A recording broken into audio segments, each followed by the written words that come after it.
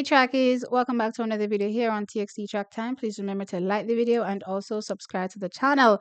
What a time it was to be in Jamaica last week.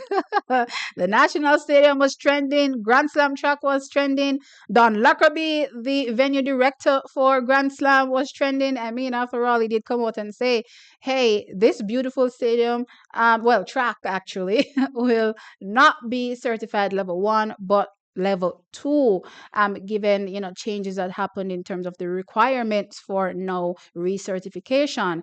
Track is the backlash they faced. My man came back and pivoted and he's like, no, guess what?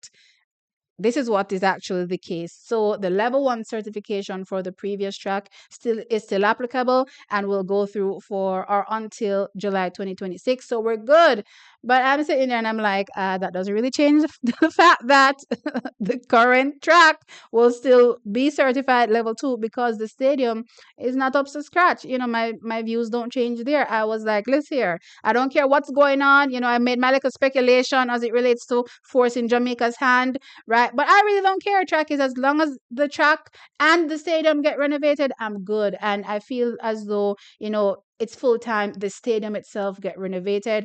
And yeah, I'm here for everything that is happening. But as I said, they did pivot to positive press, and one thing that came out of that as well, and I'm here for it, and I think it's a brilliant stroke of marketing as well when it comes to Grand Slam, was an addition that they made to the meet. And I'm like, how brilliant of Grand Slam. Now, leading into Grand Slam, I also did do a video on Monday as well, another video that crashed and burned, and I was talking about the marketing of the actual meeting, and how are they going to ensure that Jamaicans really and truly fill out the stadium for all 3 days? And quite rightly, a few of you have pointed out that gone are the days where you could probably count on Champs Friday, Champs Saturday being full, because they've changed the schedule for Champs. It's no longer Champs Friday, which usually had the 100 meters. That's changed to a different day. No, most of the people come out on Saturday because Champs Friday isn't what Champs Friday used to be. So how are we going to get all those people in? And yeah, that was my thought as well. How are we going to get those people in? Like, how are we even marketing? I know I see it all over my social media. That's because I typically use social media all day, every day anyway. So I see them everywhere. I go on Twitter, I see Grand Slam. I go on YouTube, I see Grand Slam.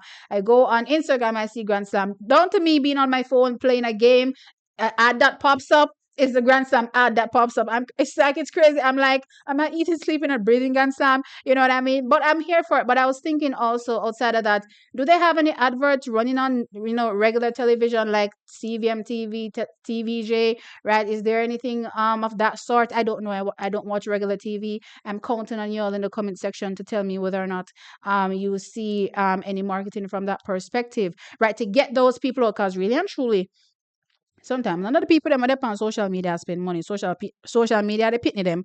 They pitney them up on social media, pitney them the money to spend. So we have to make sure we're targeting the people that have the money to spend. You know what I mean? So that was my thought there. But as I said, I think they hit up on a stroke of brilliant marketing when they decided to make an addition to Grand Slam. And that addition track is inviting all the fastest athletes from the 100 meters straight up to the 400 meters from the Issa Grace Kennedy Boys and Girls Athletics Championships. I was like, damn, what a stroke of brilliant marketing. The reason is track is because if you can, one, look at how much, again, the fans support Champs, you can say, hey, in terms of senior athletics versus junior athletics in Jamaica, it seems as though the juniors get more support. So let's drag the juniors in and get them on board as well, which will cause more people to come in. But not only that, trackies, they're going to do it in a way that Champs doesn't give it to you as well. Well, it's not that Champs doesn't necessarily give it to you. It depends on which year group these athletes are. But especially in 2025, where we're seeing a lot of separation in terms of the speeds of the athletes versus class 1 versus class 2, guess what? They're making sure that I don't care which class you're in. If a class 4 you're in for the girl and you can't run faster than the class 1 girl, you're going to be invited. So pretty much they're going to have the 8 fastest, athletes for the 100 meters straight through to the 400 meters. So in a case where I'm looking at the 100s for champs, and I'm seeing here that Sabrina Dockery, is not in the same class as Shania Douglas, right? So that type of clash would not happen. One is in class two, the other is in class one. And pretty much based on what I've seen so far, at least, it looks like a pretty much sweep for those athletes. I don't think there's anybody going to be challenging them for the 100 meters, even the 200 meters, right? For both of them, class one, class two. However, what if we can still get a Shania Douglas and also a Sabrina Dockery matchup same way? And I'm talking outside of Carifta. What if we can still get that matchup? I'm like, okay, because y'all know when it's Carifta, it's pretty much Jamaica anyway. So it's like, it's not really a versus. It's like my teammate, come, let's go.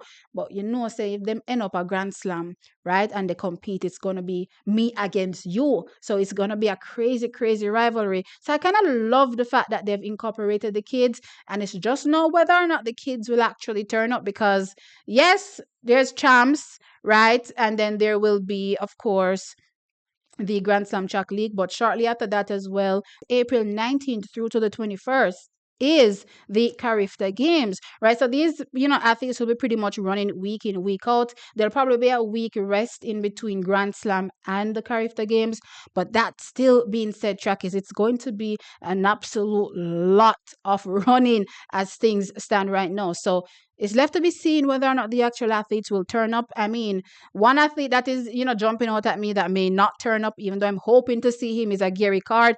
I don't know how Steven Francisco, guys. He's not going to have his athletes running here, there, and everywhere. You know what I mean? It'll be great to see him. But as I said, when it comes to the overrunning, I'm not necessarily here for that aspect. If the athlete can manage it, okay, sure. Right? If they can't, I'm also here for that as well. But still, I think it's exciting to know that the fastest athletes, 100 through to 400, will be there representing regardless of class. I'm actually here for that type of competition, because sometimes we want to settle like a rivalry, because a lot of times they're looking and saying a younger athlete look faster than an older athlete. Come on, go settle the little rivalry there. You know what I mean? But there's no real opportunity, because over the season, it's pretty much class versus class. You know what I mean? So with that being said, Trackies, I think it's a stroke of brilliant marketing to incorporate the kids. And I think that we're going to see more people turn up, because they want to also see that aspect of the racing as well, not just the professionals run. So let me know your thoughts in the comment section below. Do you think adding the kids is a stroke of brilliant marketing?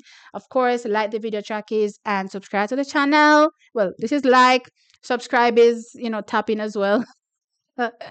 I'll catch you on the next one. Bye.